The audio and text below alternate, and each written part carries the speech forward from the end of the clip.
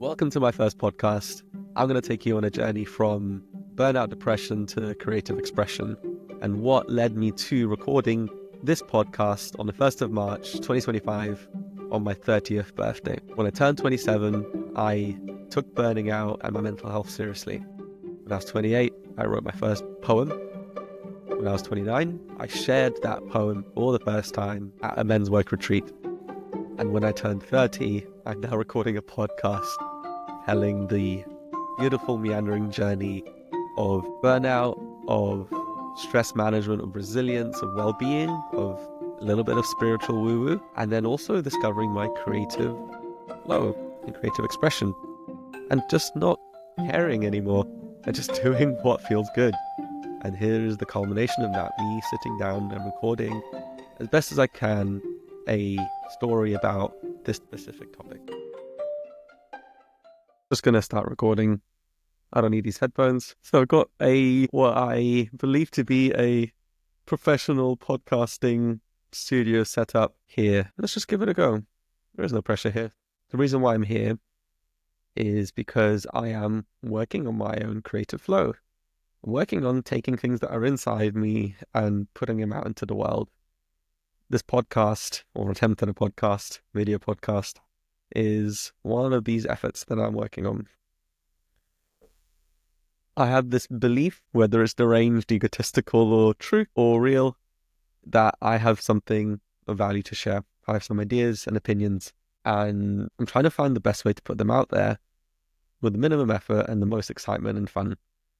This is one of those first efforts. The best platform I've used so far has been Instagram.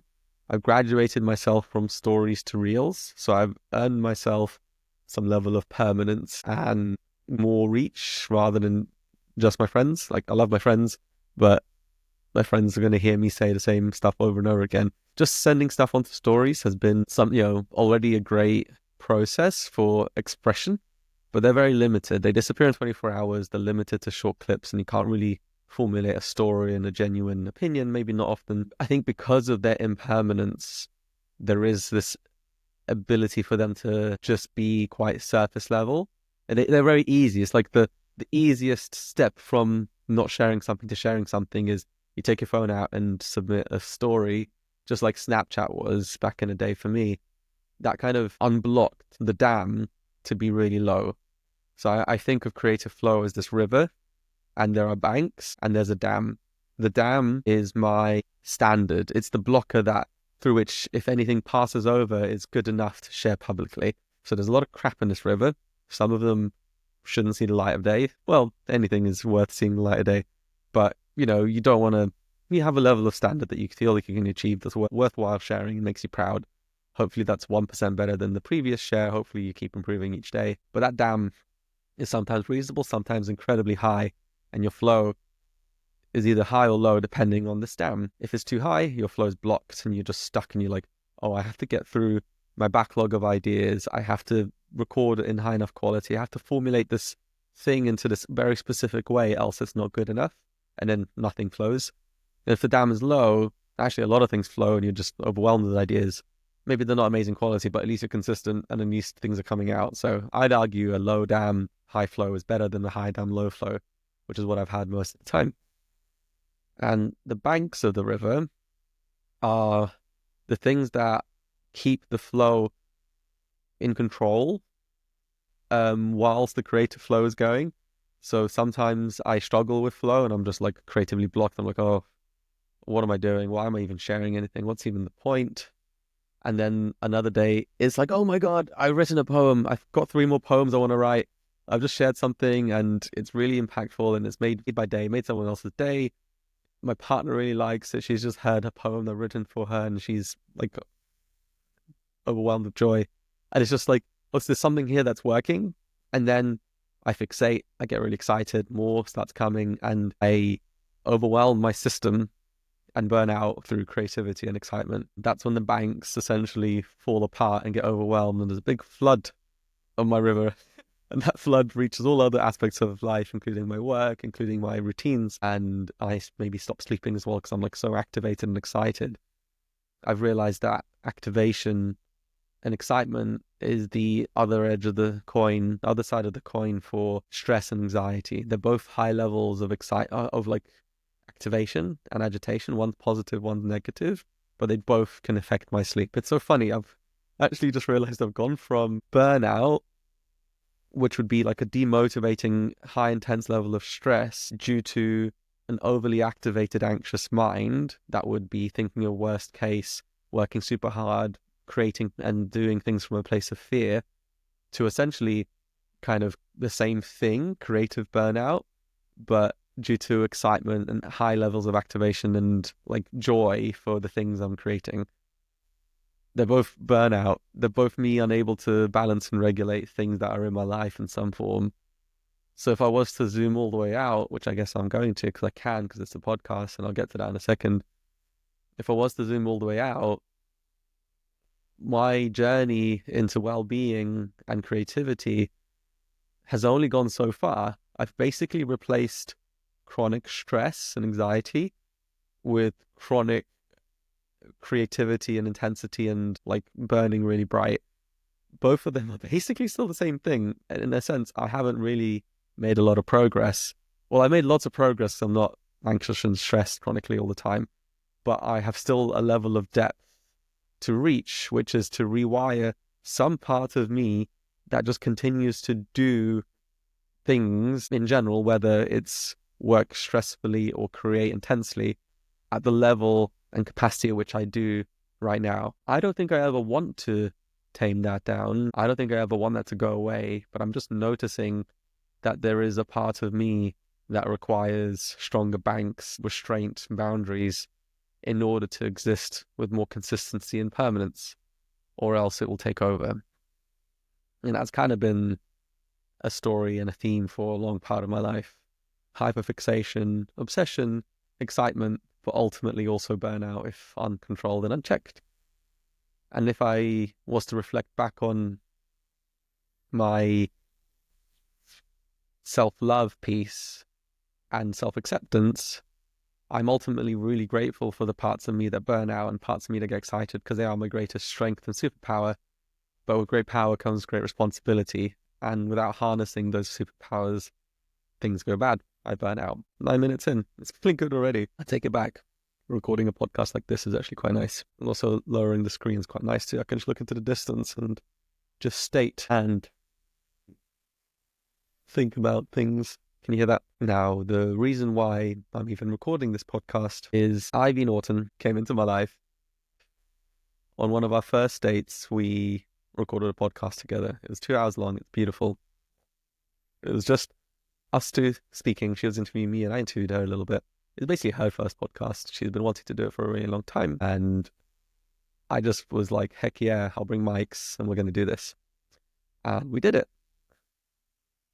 We recorded that last summer. It sat on a shared drive for 6 months. Come Valentine's Day 2025, about 7 months later, I thought it'd be a great gift to edit this podcast and turn it into an actual recording that's produced and good sound quality, transcribed, and actually on a live RSS feed that you can subscribe to. It's a private one. I made it private because it's our thing. It's not public yet. And in that process of creating that podcast, I realized, firstly, how easy it is in 2025 to use online tools to edit and produce podcasts. Luckily, AI has been really good at transcribing audio into text, so then creating a process and workflow that makes that editing really easy. Coming from a video editing background, I imagined editing without visuals to be super freaking hard, because I love visual editing rather than like blocks and non-visual stuff, but actually, it was actually really easy. That went live, and when I saw that on my phone, which I'll show you right now, Podcast Addict, it's probably going to be open from last time. There you go. Chapter 1, our first podcast. I can listen to it now. Here it is. Are you ready? So, Dimmy, well, welcome to Entertain with Ivy, or tell us the concept I have. Pause there to move my laptop away from the goods, because it's making noise. We don't like noise in the studio that I've created. Yeah, I have learnt that you can't change cameras whilst recording, or if you unplug the camera, you're fucked. We are back on.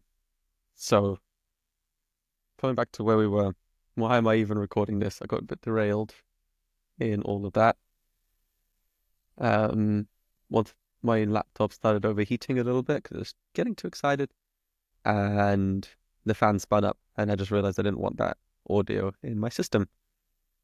The only audio device I have is this shotgun mic by Sennheiser. Oh, I could try a podcasting mic, but that's not in the office. It's in the office right now. Anyway, the only thing I have right now is this Sennheiser shotgun mic. So I'm not sure how good it is for podcasting, but it's definitely better than my phone. So where I was is... Okay. Are you ready? So, Dimmy, well, welcome to Entertaining with Ivy, or Colorfully Conscious. I haven't yet decided.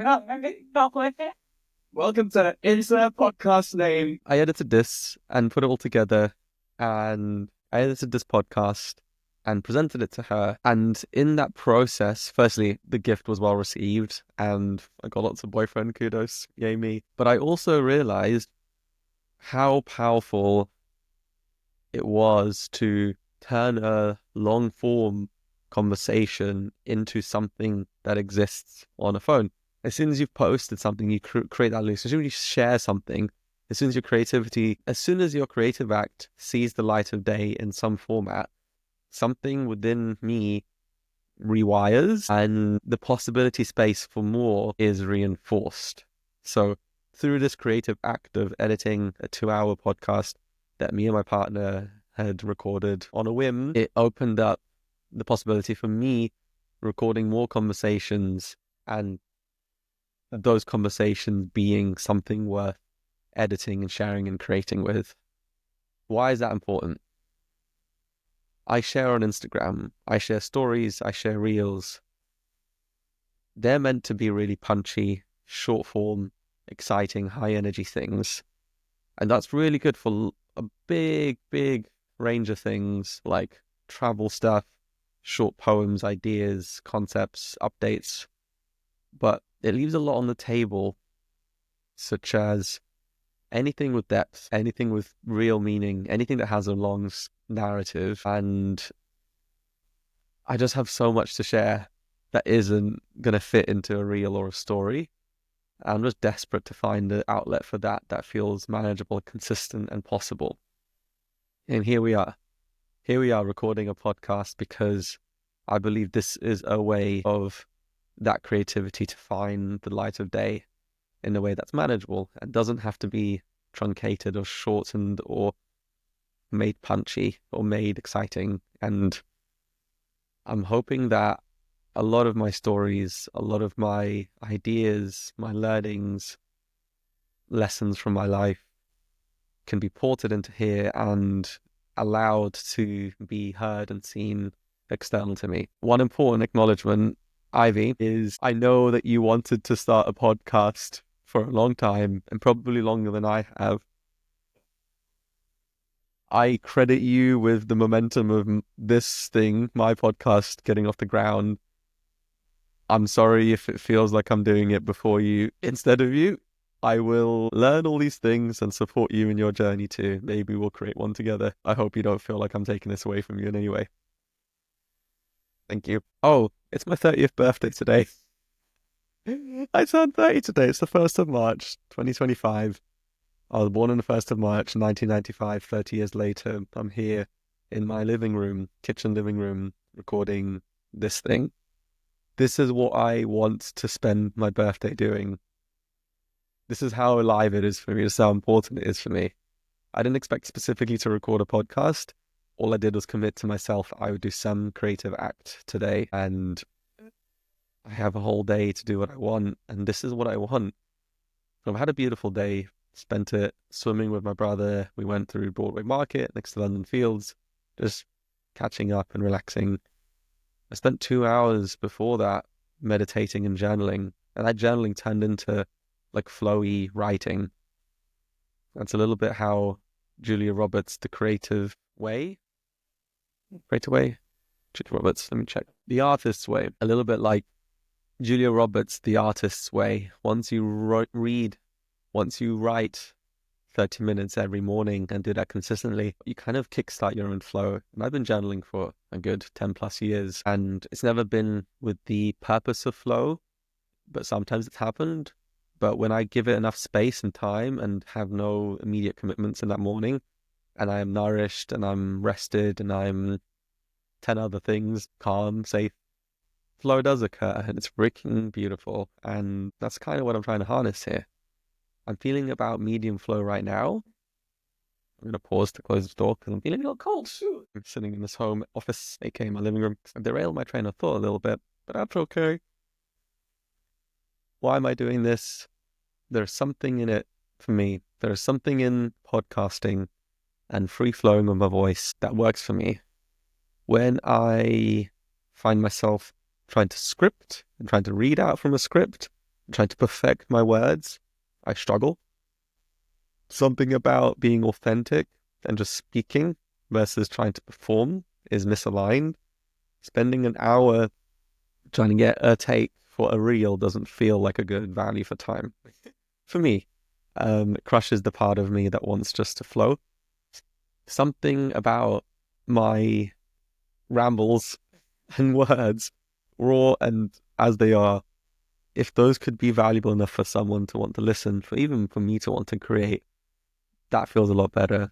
I would rather perfect and improve on the process through which I authentically flow with information and make that information be as high value density as possible than try to spend a lot of time scripting and perfecting things in the background just to get a take right.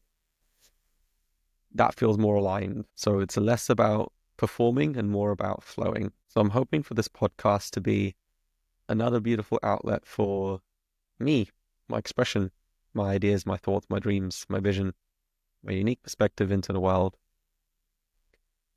I don't care how many people listen to it. I don't care the impact. I don't care how moving it is. I don't care who moves. I don't care if people like it or don't. Obviously, these things matter eventually in some form because it's great if the thing that I'm doing matters to others and impacts them too and has a ripple into the world. But that can come later, and it certainly isn't going to come now because I've published exactly zero. So the first step is for me to feel good about what I'm creating, and I already do. For me to be doing this right now in this moment, I'm having a good time.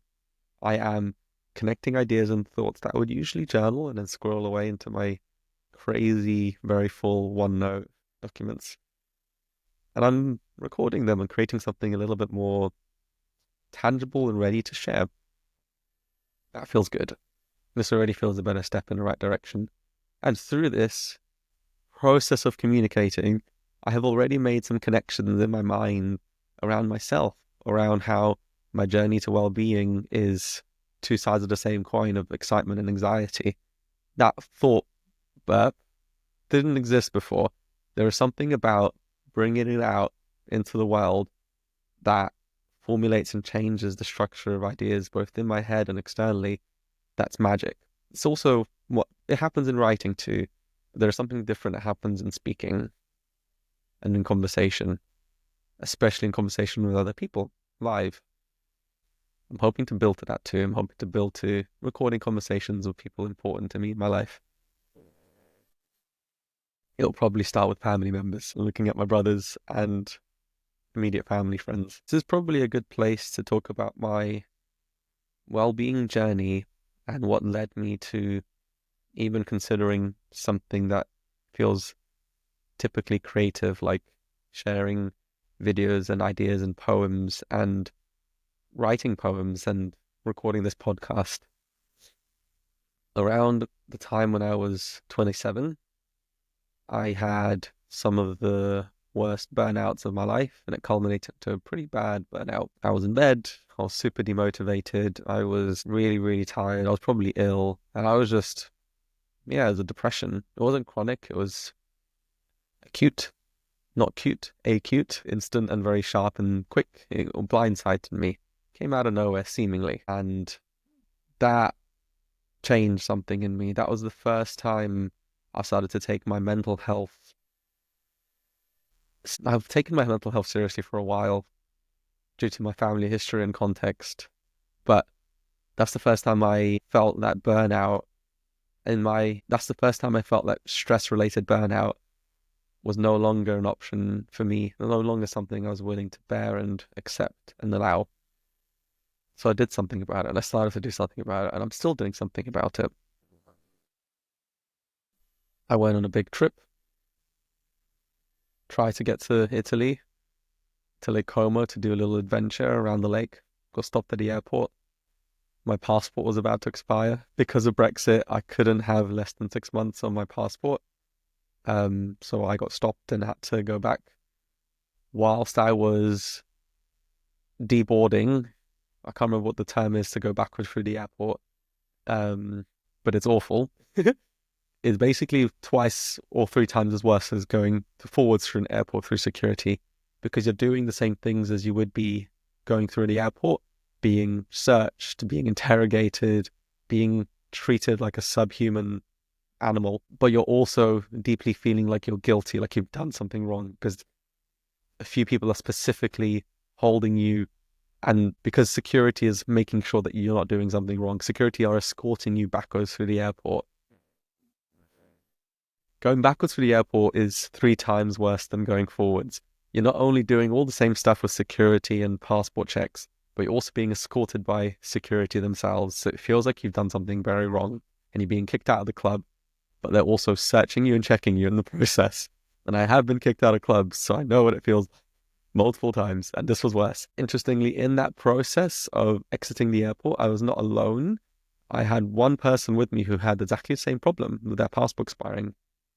It was a 50, 60-year-old retired executive from a big tech company. And we got talking, connected over the fact that we had done something dumb like this. And I told him I was looking forward to this trip. I was burning out. He said, "What age are you?" I said, 27. And he said, "I had my first health problems when I was 27. His heart problems started when he was 27.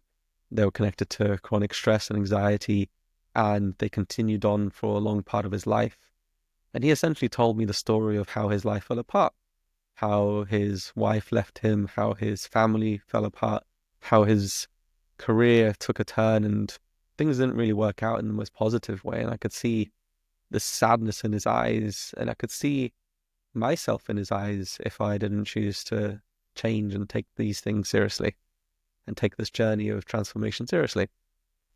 So even though I went home from the airport that day, desperately searching for where I could travel with less than 6 months available in my airport, whilst it was COVID, whilst there was restrictions, whilst I had to book something last minute, there was only Canada and Mexico, and neither of them had good weather that week. So I ended up taking a little trip, staycation within the UK. I went on the North Downs Way for a walk. Best thing ever. But whilst I was doing that, I was also recognizing the deep meaning and impactful lessons I was learning from that old man who greeted me at the airport. On the North Downs Way, I basically was still at a high level of intensity and mind anxiety. I, on the first day, walked 40 something kilometers. For some reason, it was important for some part of me to walk a marathon distance in the first day. And then I went to a spa and relaxed. Whilst at the spa, I ran into the jacuzzi. I ran towards the jacuzzi, slipped and bashed my knee, and I cut it open a little bit. I was relaxing at high speed. I was relaxing at high intensity. And this is the story of my life, that even when I'm trying to rest, I'm doing it in a very yang, energetic way. Something in my system wasn't restful. Some part of me was really, really distressed. Nonetheless, I eventually started to unwind towards the middle of that walk, when I realized that I wasn't going to be able to do all several hundred kilometers of the North Downs Way in 7 days because my body would be destroyed and I need to let go of that expectation. I took a train to the most pretty part of it, Box Hill, just stayed there, chilled, and found physio to look after my body. The physiotherapist I walked into, he took me in. I told him my story, why I was there, and he told me his. And his story was beautifully contrasting to the older man at the airport. He was also a ex-executive from a big corporate tech startup business.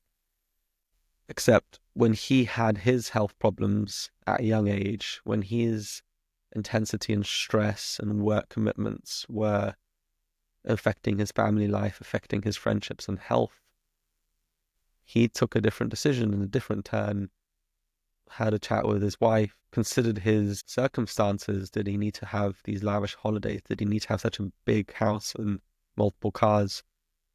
And they, as a family and as a partnership, decided to change how they lived in order to support a change of career for him. He turned towards coaching, towards physiotherapy, slowed down the pace of his life, and his marriage survived, his family life survived. He's seemingly very happy and continues to work, continues to enjoy his continues to work and continues to enjoy his balance in his life. And as I sat there listening to this beautiful story, as this man jammed his thumbs into my completely aching calves, I felt my entire body just be rejuvenated physically and mentally with this 1 hour physio session where I needed to hear what I needed to hear. The universe was giving me lessons and clues in the most black and white way possible. A or B, choose. Choose, Dimmy. What do you want to do? I couldn't ignore it any longer. That led me down a very windy, interesting path, starting at the Hackney baths, taking saunas, hot and cold therapy, going from this hot sauna to a cold ice bath and repeating. That was one of the first things that really started to change my emotional, mental perspective and disposition. I would start sleeping better. I would stop being anxious. I would stop being so intense, and I would get some rest and be forced to slow down. I would do that with my best friend James. We do that quite regularly. Whilst at the sauna, I would see some people dancing outside very ecstatically. That was the first time I experienced and witnessed ecstatic dance. I saw that enough times to change my opinion from, oh, they're a bit weird, to maybe I want to try that and give that a go. And I started dancing again. I haven't danced since I was very young. When I danced before, when I was 10 or so, that was Latin American ballroom, structured and very regimented and had a very specific output in partner dancing. And this was very different. This was not about some sort of visible external validation. This is entirely about expression and feeling. It was more of a spiritual, emotional journey through movement, somatic therapeutic movement, than it was anything else. And I stumbled into this. I fell in love so hard. I started ecstatic dancing regularly after I got over the first weird awkwardness of moving in a room full of strangers without phones and shoes and nobody's talking because you're not allowed to speak non-verbal space. Once I adjusted to that culture and realized what it was trying to do and what it was doing for me, I started to feel the benefits quite quickly. My body and mind-body connection started to reinforce. I started to feel things. I started to express things that were stuck, whether it was anger, rage, tiredness. I started to really connect to what was going on here. And that was one of the first elements of this journey. My objective, number one, I just got rid of all of my aims, all of my objectives, all of the projects I was working on. First step one was do not burn out. And I did everything I could. I threw the kitchen sink at it. I even got a resilience coach. Let me get to that. As I was dancing and enjoying this movement, enjoying this expression, I was still working. I was still, doing everything else, continuing to live my life as I could. Started to get into coaching as well. For the first month of January 2023 or 4, 2023, I got rid of all my aims and objectives. I just thought stress is bad. The less stress I have, the better my life will be. And if I just sack off any aims and don't do anything, there's no way I would burn out, which is true. Except you also don't feel like you're worth anything. You feel like you're not progressing or growing or learning or directed towards anything. There's a big workhorse, creative part of me that wants to do things. Sometimes wants to work hard and destroy myself but also wants to create and have an impact in the world. And I wasn't nourishing that part of me at all. Having had what felt like enough rest to undo all of that burnout, I dove straight back into work in a very intense way and went to Taiwan, did a business trip for visiting cycling manufacturers in China and Asia, and had the worst burnout, so bad.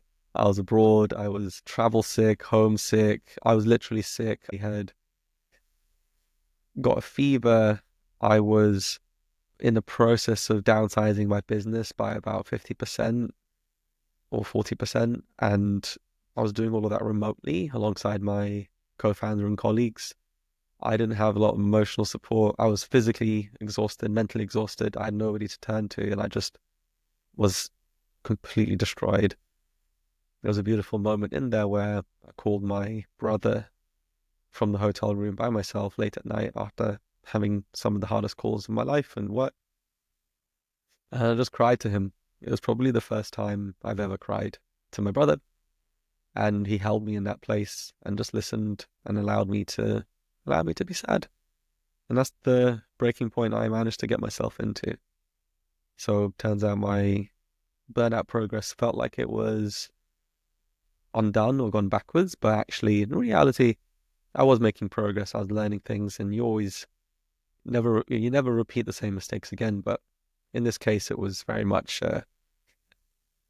reset and recognition of, oh, I still have some way to go. I flew back early from that trip and immediately went on an ecstatic dance retreat. That was my first experience of a retreat like this, a very beautiful container. No phones, no signal, in the middle of nature, very quiet, very peaceful, delicious, nourishing vegan food, locally sourced. We would dance once or twice a day, have a bunch of workshops like yoga, qigong, authentic relating, connection exercises, and the contrast to what had just happened was incredible. It was the most human I've ever felt. Most human, direct connections, like eye to eye, soul to soul, heart to heart, I've ever felt. I didn't realize this was possible. I started to get inklings of this through ecstatic dance, through how open and inviting and supportive and connecting everyone was. But this was 10 times more than that and 100 times more than day-to-day life. I came home and integrated that like crazy. Weeks of writing, took days off, absorbed everything from that. Holy frick, that was an incredible experience. I also met my resilience coach. She then took me in under her wing into a program of about 12 weeks where we go through the basics of stress management, resilience, practices, breath work, all the things, all the structure. That really got me into shape with a consistent, self-reliant resilience. The main lesson from that experience was self-compassion, actually. That was an unexpected lesson because I thought it'd be, what are all the things I can do to be less stressed out? But the reality was just being easy on yourself and adjusting the voice inside my head with really woo-woo practices like affirmations and positivity and gratitude makes a bigger difference long term. It's not the quick fix of a breath work or a massage or a day off or a week off. It's how deep I'm able to go through the layers, through the patterns, through the behaviors, through the parts within me, through the voices, through the not enoughness, through the core limiting beliefs, get to the root and show it some love, show it some other way of being. That's where my real change has occurred and how the ship has steered towards a completely different direction. But I've needed the short fixes in order to get to a point of able to do something deeper, because the deeper stuff takes time and, you still got work to do. This retreat led to more retreats, led to medicine festival, led to discovering breath work, led to really delving into the world of well-being, accidentally into spirituality, accidentally into so many other things, because I was just super open to trying and doing anything I could in order to change the course of my life from disembodied, consistent burnout to actually, I know what's going on in this world of mine internally, and I'm able to influence it in a positive way. 2024, my 29th birthday, I went on a men's work retreat. During all of this self-reflection and self-worth, I kind of solved the don't burn out part of my challenge, and I rewrote my objectives and aims into something a little bit more positive, a little bit more forward looking. And that took me in a direction of being in connection, delving into myself, understanding my inner world. And one of the elements that I experienced, something I experienced in something I was drawn to during Medicine Festival, which is a spiritual conscious festival full of just, it's like a supermarket for well-being, you should give it a go, was men's work. In this men's work 1 hour session, I got to meet other men in a very vulnerable, authentic, raw way. I haven't had the most positive role modeling with masculinity, so I had bits of nice guy syndrome and other biases and challenges within me. And I thought this would be a good place to explore that. And it was, and more. I left that 1 hour session in tears. I cried. There's an important element that I missed, which is when I was in the ecstatic dance retreat, it was me seeing other men cry that allowed me to have one of the biggest emotional releases I've ever had in my life. Like full on bawling on the dance floor, crying at the final dance, just all my emotions being let out. My face was vibrating, my forehead was sweaty and hot. People were holding me up. It was so intense, so beautiful. And I have to thank the other men on that retreat for being so open and vulnerable and heart-centered. It allowed me to feel confident and safe enough to also express. So there was something in men's work for me that led me to a year later, when I was 29, going to a men's work retreat. So instead of a mixed retreat that was entirely centered around masculinity and entirely centered around masculinity and men's issues, it was the unmasked man retreat, boy to man. I've got a lot to say about this retreat, but one of the important parts of it, amongst many, which is relevant to this podcast, is I shared a poem I had written for the first time in my life. I shared it in the living room of this retreat with other men witnessing me, and I felt safe enough to share. I felt very vulnerable, felt very expressive, and it felt so cathartic to share something that was this personal and deep for me and be safe in it and feel okay. Something changed in me that day. In the night, I basically didn't sleep. I was writing my next poem, and I woke up with a fully written poem in my mind, and I just had to write it down. It's called Officer Safety. It's quite a long one. Something in me kind of clicked and completed the loop. It's safe to share. I have inside within me creativity that wants to be expressed, and it's impactful and important for the world. All of the stories, ego, and biases that I used to have disappeared, and I felt ready to start writing, start sharing, and have things that are important for me to share. That really exploded my creative output in a beautiful way. I started writing poetry regularly. I started sharing more online. I started to delve into the process of creativity in a more meaningful, intentional way. I realized that I can impact people's lives positively through my sharing, through my authenticity, through just being me. And actually, it was selfish of me not to address my blockers and hold things that I have to share away from the world. It's a funny perspective to have. There's so many things to do with ego and all sorts of other stuff that have helped unblock me creatively. I'm still baby steps, but I've come a long way since I started to go to jams with music, with other people co-creating music, with me singing, me finding my voice, me finding my authentic voice, me finding more authentic ways to share online. And it just keeps getting better. I just keep feeling more seen, more connected, more myself, more expressive, more free, just free to be who I want to be. The world doesn't give a shit. Life is too short to care about what would people think. I think I just need to just do what feels right. And whether that is record a podcast and post it for nobody to listen, who cares? Who fucking cares? It doesn't matter. All these things don't matter. I feel good doing it. Very occasionally, and hopefully more frequently, I have someone message me and say, wow, that was beautiful. I cried listening to that poem. Thank you for sharing yourself authentically. This really moved me. This was really important. When that happens occasionally, that really affirms all the work and effort and energy I'm putting into this. Because my voice matters. My ideas matter. My story matters. And everyone's voice, stories, and ideas matter. I'm doing my best to allow my voice to be heard.